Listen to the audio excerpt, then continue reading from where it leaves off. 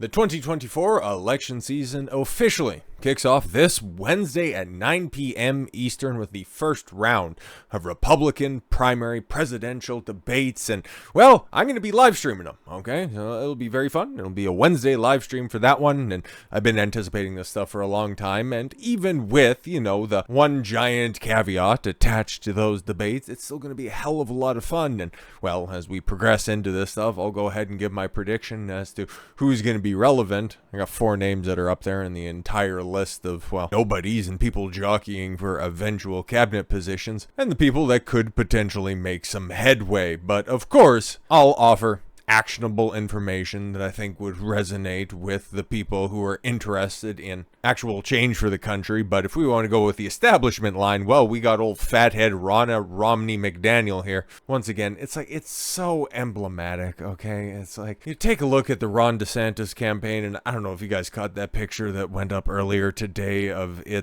what was it? Yeah, Ron DeSantis' stupid campaign bus getting high-centered, needed to get towed out. It's so on point. Everything that you need to know about the current state of the Republican Party, you just need to take a look at the Ron DeSantis campaign. He is their boy. He's got all of their backers, all of their staff and consultants trying to bring politics back to a 2008 flair. The Republican Party is the lose with dignity campaign. Yeah, it ain't gonna happen. And this, especially when you're taking your talking points from A, a Romney, and B, some out-of-touch fat-headed wine mom. I despise Ronna McDaniel the same way that she does the vegetable aisle at the grocery store. And the fact that she's, laying out what the Republican Party needs to do. What? The only thing that you've offered is just losing proposition after losing proposition. The bitch has had the position that she's had since 2014. And how well has everything shook out for the Republican Party since then? Well, Donald Trump won an election, and outside of that, yeah, she's presided over fuck all. And still magically continues to get all of those donor class support and snuff out anybody else who could come in and potentially overturn the candied apple cart. What's her sage advice about this? Well, the Republican candidates need to appeal to independence in 2024. You're out of your fucking skull if you believe that that's the case. Who's resonating? Okay, do we even need to look to the polls? You already know exactly what time it is. The person that is leading by a long shot for your party to become the presidential nominee is an outsider through and through. Somebody who is galvanized in their positions and is rallying the troops around him specifically. And the people that are also gaining in the polls as well, they're doing the exact same thing. Trying to appeal to appendants? No. You crystallize, you galvanize your position. You tell people exactly what you're about, and if they want to fuck with it, great. And if they don't, well, you can go ahead and go vote for the corpse that's over there that has made your life inexorably worse over the past 3 years. You think that that's going to do well for you? I don't think so. Instead of trying to placate to this middle, all of the wine moms, the suburban wine moms that are out there. That's what Ron DeSantis did in May and June and July. And where's his campaign at right now? Well, he's falling through the cracks of Ronna McDaniel's well-worn sofa. Republican National Committee Chair Ronna McDaniel on Sunday advised 2024 candidates to focus on independent voters after the GOP failed to deliver a once-expected red wave in the 2022 midterm elections, which she was in charge of, right? And was that her messaging there? How well did that work out? Great stuff. I look at 2022 as the year of independence. Yeah, great, fantastic. That was your messaging then, and you fucking lost, you idiot. You had all of your placating, smushy, shit-stained candidates that were out there. What, Dr. Oz? Oh, he'll appeal to the middle. He's got mainstream recognition. You don't want to take responsibility for that one. No. Trump endorsed them, and you guys held them up, and you made sure that Mitch McConnell funneled all of the money that he needed into that fucking campaign, and then he ended up getting smoked by some asshole who can barely shave his own fucking face. In every single battleground state, except for Pennsylvania, a Republican won statewide, so had more ticket splitting than we've ever seen. Yeah, but you know what else is funny? The establishment ones that were on there. They ended up getting BTFO'd. And a Republican won in every state, in every battleground state. Well, tell us more about Arizona, but you don't actually want to do any of the digging into that when there's verifiable shenanigans going on there. But no, we just need to focus into the future, or we continue to get our asses kicked because we never learn from our mistakes. So in 2024, it really is going to be about how our candidates appeal to independent voters. By what? Compromising what's left of your current principles and foundations? Yeah, I don't fucking think so. That's why you're a loser, and that's why your candidates continue to fucking lose. DeSantis slips and Ramaswamy surges. Vivek's doing everything correct. Obviously, he doesn't have a hope in hell in getting elected. Neither does DeSantis. Legitimately, when everybody's on the debate stage, a fucking Maui fire better break out in the auditorium, and DeSantis is the only one with a fire extinguisher within arm's reach, okay? That is the only opportunity. And if they drag away Trump in chains and then just throw him into the ocean, that's the only opportunity for DeSantis to win. But Ramaswamy, I think he can read the room. He's obviously not going to admit until the votes ultimately get cast early next year. He's never going to give up on his campaign, nor should he. He's definitely making good moves, smart moves, independent, in the correct sense, independent moves from the GOP to raise his own brand recognition. Because if the GOP in and of itself does some fuck shit in order to ice out Trump or Ramaswamy, well, guess what? That's just going to be the end of the party. If it's DeSantis in 2024, he's going to get beat like a fucking drum, and it's going to look exactly like it did in 2008. And then they'll all just go, well, I don't know what happened. We had so much controversy around us. God, I hate the GOP more than I hate sex offender moving into the neighborhood. Florida Governor Ron DeSantis and political novice Vivek Ramaswamy are tied for second place. Well, and depending on the polls you look at, either Ron's barely ahead or Vivek's barely ahead, which is kind of reflecting terrible on one candidate and is overperformed expectations for the other. I'll let you decide who I'm referring to. 4 days before the contest's first debate, according to a new national poll on Saturday, which is probably good enough time for me to tell you exactly what I think the debate strategies are going to be. Ron DeSantis, well, he's going down with the ship. We know that he's going to be taking the establishment lines. He's going to just take shots at Trump and everybody else going up there. Oh, Florida was really great in regards to COVID, and we continued to be free and anti-woke in our state, and woke.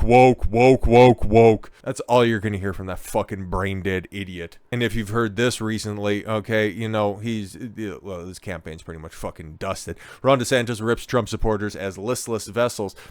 Sounds awfully familiar. It harkens back to 2016 when Hillary Clinton had the wonderful basket of deplorables comment.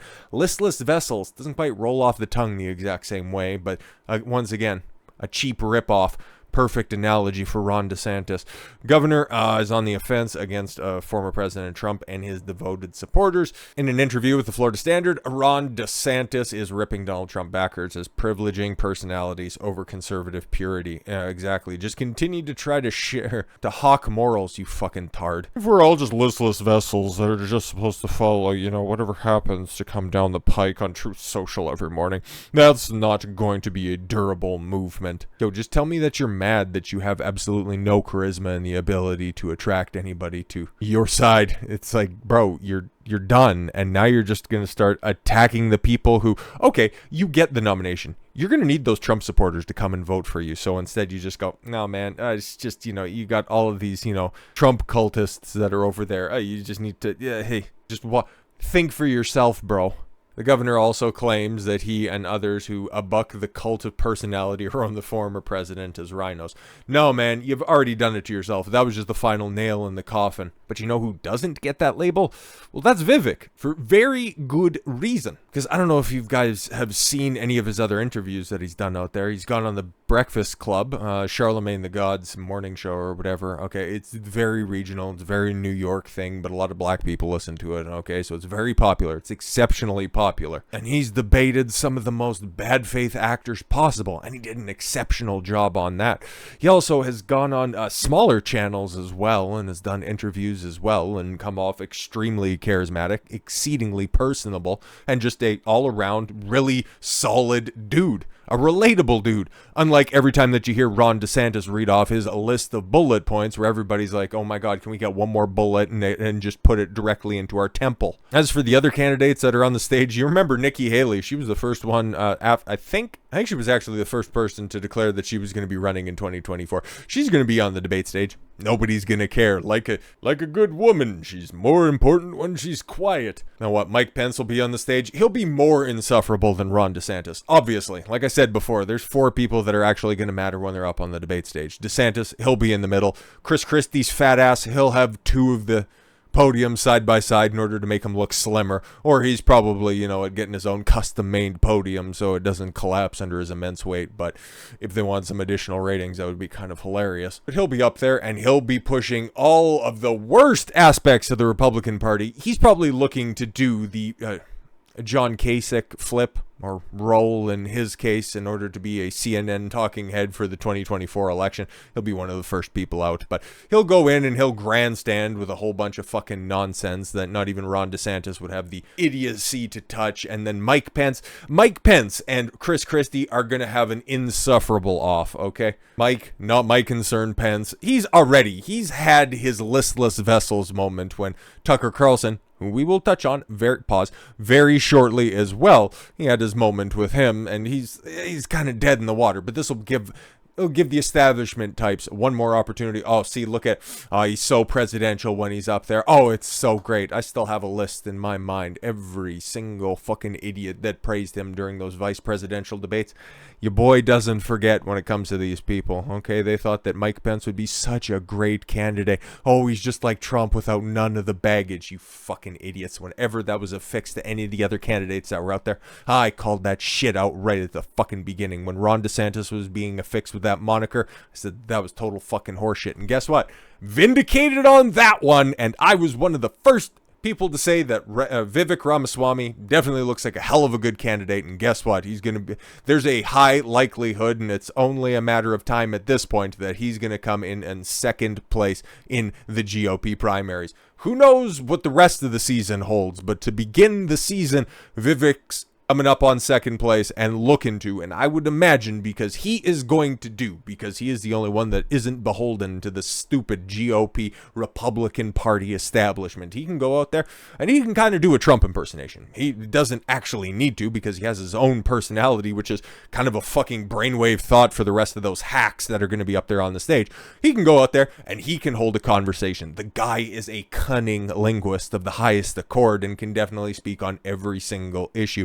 He doesn't quite have the same litany of issues like Chris Christie's high blood pressure, Ron DeSantis' flip-flopping and lack of spine, and Mike Pence, well, hopefully he has some off in his bag so he doesn't have another fucking fly malfunction this time that he's on the debate stage. But Vivek, he's probably going to get peppered with the most questions, but that's going to end up ultimately backfiring because the guy, as much as the establishment wants to paint him as the Trump proxy because, he's a billionaire who's independently wealthy and he doesn't rely on the establishment, so they're going to try and tar and feather him.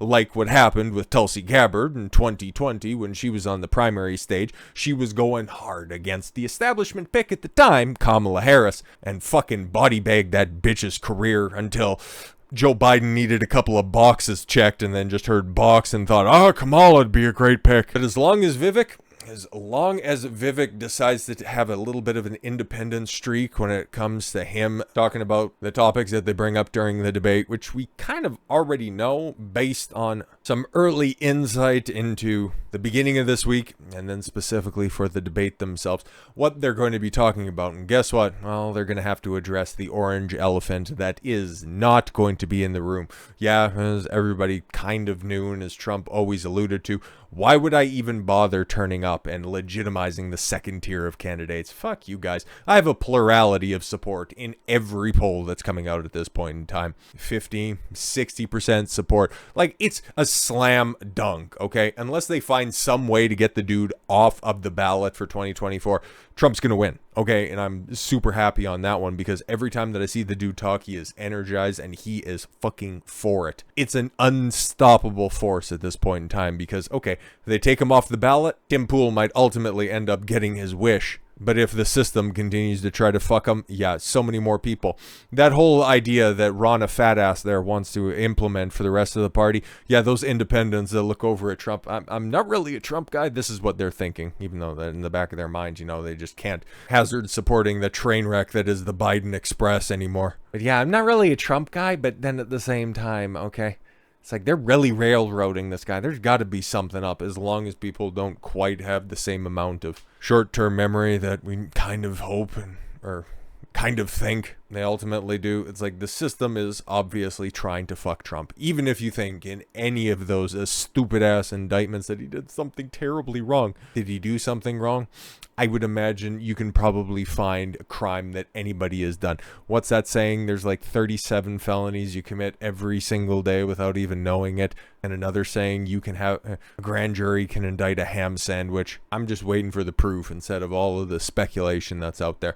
If he did something fucked up, well, we're going to find out. And if he didn't, well, guess what? All of this is just going to look like the election interference that it most certainly is. So all of that stuff, it's going to overwhelmingly take up the time on the debate stage. It's all going to be about, oh, Trump's not here. Oh, he doesn't want to be attacked. He doesn't want to have his views challenged. All he wants to do is just have a conversation with somebody who's just about on equal footing when it comes to name recognition and popularity with Tucker Carlson. Tucker Carlson and Trump are going to have a pre-taped interview dropped on Monday, which could be very interesting, but that's ultimately going to dominate the conversation because Trump, well, he's not turning out to the debates, like I said, but Fox News, who's hosting the TV feed, and Rumble, I think, has exclusive rights to the streaming aspects of it. Like I said, I'm going to be restreaming it as well, so if you want to support your boy, come over to the watch party on that one. But Fox News is going to be using video clips for Donald Trump, so this is just basically going to be a big Donald Trump react stream. Like, oh, okay, cool.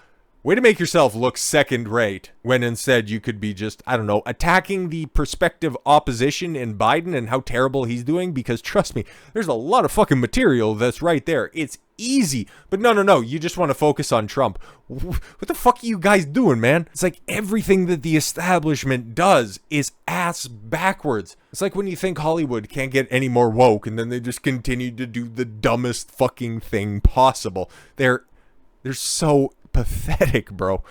Fox News is considering showing video clips of Donald Trump during questions to other candidates at the upcoming GOP presidential primary debate, according to the new report. Oh my God, if they do a pre-recorded interview style where, okay, we're just going to put a bunch of questions up to the candidates, but here's first is Donald Trump's response to this question. It's like, again, it's going to make it look so fucking second rate. The network's anchors Brett Baer and Martha McCallum will moderate the debate on Wednesday in Milwaukee, which Trump has told aides he's planning to skip in favor of an online interview with Tucker Carlson, according to the New York Times. If Trump does counter-program the debate by appearing with Carlson, the former Fox News host, now at odds with his old bosses, another fucking reason why they would drop that spicy-ass interview right then, probably the most, outside of the Rogan interview, the most anticipated interview that you're going to see, and then to just drop it at the same time as the debates, it's fucking, hey man, that's good gamesmanship right there. It would set up an epic battle for viewers during the first major event of the primary season. In response, the team at Fox is considering integrating video clips of Trump into their debate questions. Bro, the best thing that you can do, you already know that you're going to have a shit situation because everybody's going to want to address Trump.